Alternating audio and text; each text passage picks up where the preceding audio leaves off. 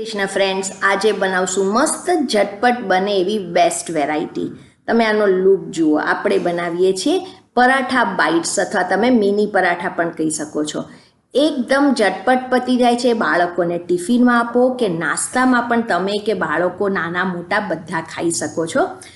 સો બનાવવાનું શરૂ કરીને સાથે લઈશું મસ્ત ટેસ્ટી હેલ્ધી ડીપ.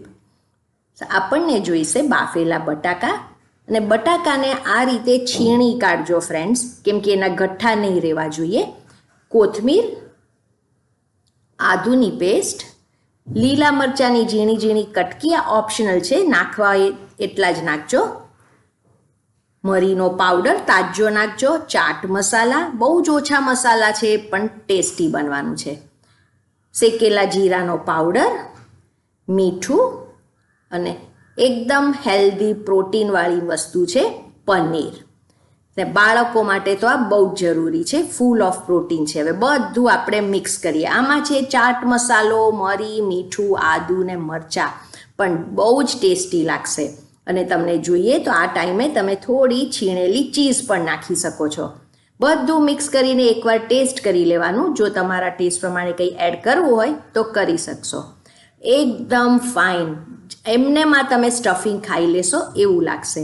ને ફ્રેન્ડ્સ, એકવાર આ રીતે મેશર પણ દબાવી દેવાનું, એટલે જરી પણ ગઠ્ઠા ન રહે, કેમ કે આપણે એને રોલ કરવાના છીએ રોટલીના લોટમાં. હવે અહીંયા આપણું મિક્સચર તૈયાર છે. હવે લેવાનો છે આપણો રેગ્યુલર, આપણે જોઈએ છે રોટલીનો લોટ. આ રેગ્યુલર લોટ છે એ જ છે ફ્રેન્ડ્સ. તો સવારે તમારો લોટ વધ્યો હોય ને સાંજે નાસ્તામાં કે બાળકોને ખાવા આપવું હોય આફ્ટર સ્કૂલ, સો આ બેસ્ટ ઓપ્શન છે. સો આ રોટલીના લોટના હવે આપણે લુવા કરી કાઢીએ. મીડિયમ સાઇઝના લુવા કરીએ. આ રેગ્યુલર લોટ જ છે, જોઈએ તો એમાં ચપટી મીઠું નાખી શકો છો, પણ સ્ટફિંગમાં મીઠું છે એટલે ન નાખો તો પણ ચાલે. હવે મીડિયમ સાઇઝના બોલ કરીને હવે આપણે આને વણશું. થોડી મોટી વણવાની, એટલે ઝટપટ થઈ જાય છે ફ્રેન્ડ્સ આ. અને રેગ્યુલર જે રોટલી તમે વણતા હોય એનાથી થોડીક જ થીક રાખજો, થોડીક જ જાડી વણજો, વધારે જાડી કરવાની જરૂર નથી. બાળકોને તમે આ ટિફિનમાં આપો તો એ લોકોને રોટલી પણ મળી રહેશે અને સાથે એ લોકોને પ્રોટીનવાળું પનીર પણ મળી રહે.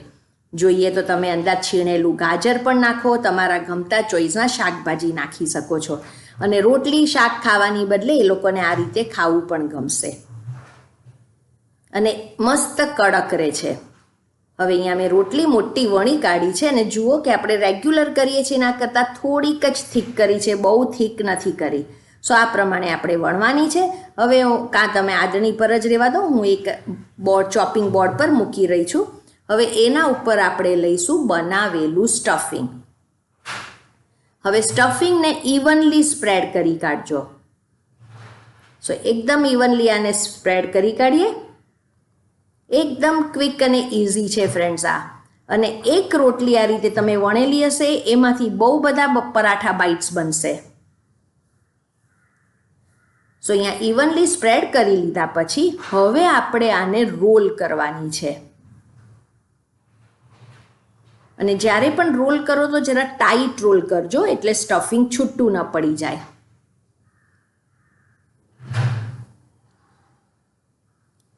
હવે અહીંયા આ રીતે આપણે રોલ કરી કાઢીએ, અને ટાઈટ રોલ કરજો ફ્રેન્ડ્સ.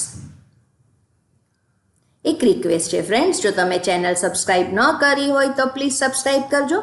ને સબસ્ક્રાઈબ કર્યા પછી બાજુમાં જે બેલની સાઇન છે એના ઉપર ક્લિક કરજો, જેનાથી બધી રેસીપી તરત મળશે. અને બરાબર આખો તમે રોલ થઈ જાય એટલે એને સીલ થઈ જાય એ રીતે બરાબર ચીટકાવી દેજો. આ રીતે કરશો તો બરાબર એન્ડ હશે ચીટકી જશે.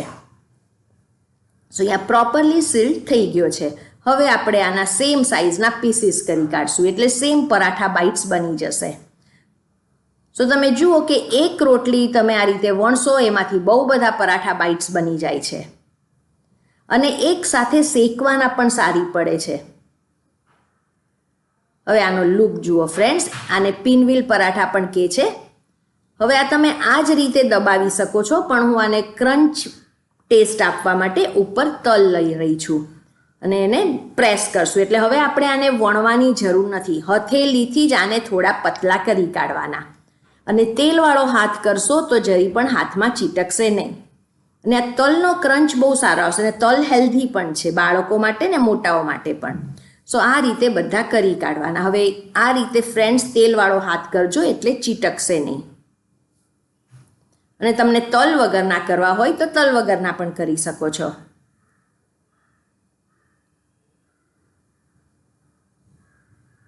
સેમ વે બધા આ રીતે દબાવી કાઢવાના છે. અને તમે જોયું કે આપણે આ વણવાની પણ જરૂર નથી, આ જ રીતે થાપડી રહીએ છીએ. અહીંયા મેં એક રોટલી જે વણી હતી એમાંથી 11 થી 12 આ રીતે પરાઠા બાઇટ્સ થશે. હવે સેમ વે આપણે બીજી રોટલી વણીને આ જ રીતે પરાઠા બાઇટ્સ કરતા જવાનું. હવે આપણે આને શેકશું. એને માટે મેં એક પેન ગરમ કરી છે. ફ્રેન્ડ્સ, તમને જોઈએ તો આપણી રેગ્યુલર રોટલીની તાવી પર પણ કરી શકો છો, પણ મેં મોટી લીધી છે એટલે એક સાથે બધા રહી જાય. એમાં લઈશું ઘી અથવા તેલ. ને બાળકો માટે કરો ફ્રેન્ડ્સ તો ઘી લેજો. હવે બધા બરાબર ઘી કે તેલમાં આ રીતે કોટ કરીને ગોઠવી દેવાના. સો તમે જુઓ ક્વિક અને ઇઝી ને એક સાથે બધા થઈ જશે. અને અહીંયા તમે પતલા મેં આ રીતે થાપડ્યા છે, જોઈ શકો છો. આ રીતે પતલા થાપડ્યા છે એટલે બેઉ સાઈડથી સરસ રીતે કડક થઈ જશે. નથી બહુ જાડા રાખ્યા ને નથી બહુ પતલા કર્યા. હવે જ્યાં સુધી નીચેની સાઈડમાં લાઇટ બ્રાઉન કલર ન આવે ત્યાં સુધી આ રીતે આપણે જેન્ટલી પ્રેસ કરતા જઈશું અને નીચેની સાઈડને કૂક થવા દઈશું. બહુ જ ટેસ્ટી લાગે છે ફ્રેન્ડ્સ. તમે એક આ ખાશો તો ફાઇન ક્રિસ્પી અને તલના ક્રંચ ટેસ્ટ મજા આવી જાય છે. અને આમાં લીલા મરચાંની તીખાશ સરસ લાગે છે. અને જો ફ્રેન્ડ્સ તમને ઘી કે તેલ ઓછું લાગતું હોય તો થોડું વધારે લઈ લેવાનું. હવે આ રીતે જેન્ટલી પ્રેસ કરતા જઈએ અને થોડીક વાર જોઈ લેવાનું નીચેથી થયા છે કે નહીં. અને થઈ ગયા હોય તો સાઈડ ચેન્જ કરતા પહેલાં પાછું ઉપર ઘી કે તેલ આ રીતે ડ્રીઝલ કરજો ને પછી સાઈડ ચેન્જ કરજો. હવે અહીંયા તમે જોઈ શકો છો કે મસ્ત કૂક થઈ ગયા છે, ફાઇન બ્રાઉન કલર આવી ગયો છે. તો બધી સાઈડ આપણે આ રીતે ચેન્જ કરી કાઢીએ. અને ચેન્જ કર્યા પછી હવે બીજી સાઈડને પણ સેમ વે આપણે કૂક થવા દઈશું. ઉપર જેન્ટલી પ્રેસ કરવાનું એટલે સરસ લાઇટ બ્રાઉન કલર આવી જાય ને ક્રિસ્પી થઈ જાય. રેગ્યુલર આપણે પરાઠા કરીએ એની કરતાં પરાઠા બાઇટ સારા પડે છે. સ્ટફિંગ બહાર નથી આવી જતું ફ્રેન્ડ્સ. એટલે ટિફિન માટે પણ સારું છે ને ઘરમાં આફ્ટર સ્કૂલ પણ કંઈ ગરમા ગરમ નાસ્તો કરવો હોય તો આ બેસ્ટ રેસીપી છે. હવે અહીંયા બેઉ સાઈડ જ્યારે કડક થઈ જાય ત્યારે આપણે એને બહાર કાઢશું. તમે જોઈ શકો છો પરફેક્ટ બેઉ સાઈડ કૂક થઈ ગઈ છે. ને તમને જેટલા ક્રિસ્પી કરવા હોય એટલા કરી શકો છો.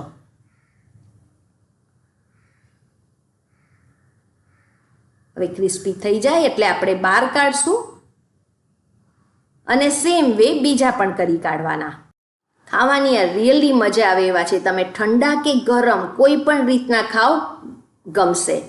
હવે આપણે આને બહાર કાઢીએ અને સેમ વે બીજી રોટલી વણીને પણ આ જ રીતે કરી કાઢવાના. એન્જોય કરો ટોમેટો કેચઅપ, ચટણી કે કોઈ મસ્ત ટેસ્ટી હેલ્ધી ડીપ સાથે. ફ્રેન્ડ્સ, આજે મેં કાજુનું ડીપ બનાવ્યું છે. આ બહુ જ ટેસ્ટી ને હેલ્ધી છે. તમને એની રેસીપી જાણવી હોય તો નીચે ડિસ્ક્રિપ્શન બોક્સમાં લખજો. હવે તમે આનો લુક જુઓ ફ્રેન્ડ્સ.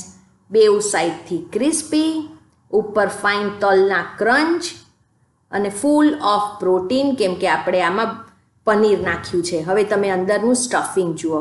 હવે આના પરથી તમને આઈડિયા આવે કે જરી પણ સ્ટફિંગ બહાર નહીં આવી જશે. અને ફાઇન આ મારું આ કાજુનું ડીપ સાથે તો ખાવાની એટલી મજા આવે છે. મસ્ટ ટ્રાય રેસીપી છે. તમને એમ થશે કે ખાયા જ કરીએ, ભૂખ નહીં લાગી હોય તો પણ ખાયા કરવાનું મન થાય એ ટાઈપનું છે. સો ફ્રેન્ડ્સ, આ પિનવ્હીલ પરાઠા કે તમે પરાઠા બાઇટ જે નામ આપો એ તમે પણ બનાવો.